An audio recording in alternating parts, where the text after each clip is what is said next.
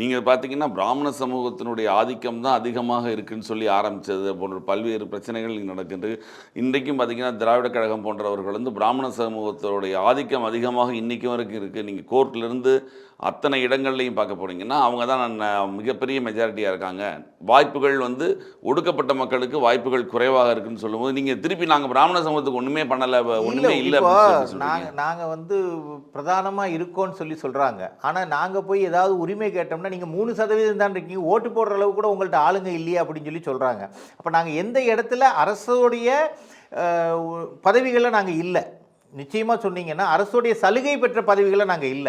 இப்ப 2014ல மத்திய அரசாங்கம் ஒடுக்கப்பட்டவர்களுக்கு தான் சலுகை கொடுக்கணும்னு சொல்லுவாங்க. சலுகை இடஒதுக்கீடுன்ற கான்செப்ட் இருக்காங்களே. இடஒதுக்கீடுன்ற கான்செப்ட் எதுக்கு வந்தது? எங்களுதிலயும் பாதிக்கப்பட்ட நீங்க சொல்றது இப்ப எப்படி வருதுன்னா, இப்ப நீங்க வந்து பொருளாதார ரீதியில் அப்படின்னு கொண்டு அதுதானே வரதுக்கான அடிப்படையான விஷயம் என்ன? அடிப்படையா மனித அது எப்படி வாழ்வு சரியாக இருக்கும்? ஆமாங்க. இப்போ படிக்கிறதுக்கு இன்னைக்கு பணம் வேண்டி இருக்குது. கல்விக்கு வந்து பணம் இருந்தால் தான் கல்விங்கிற ஒரு நிலைமைக்கு போயிருச்சு. இப்போ எந்த இடத்துல பிராமண சமுதாயம் வந்து உயர்ந்த பதவிகளில் இருக்காங்கன்னா, அது அவங்களுடைய சொந்த முயற்சியில தான் வந்திருக்காங்க.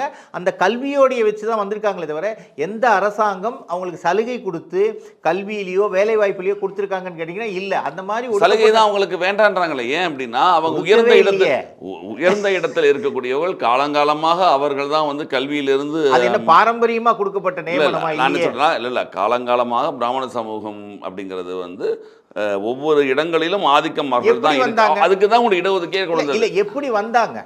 எப்படி அவங்க அந்த இடத்துக்கு அந்த பதவிக்கு இப்போ ஐஏஎஸ் படிச்சா கலெக்டர் ஆகலாம்.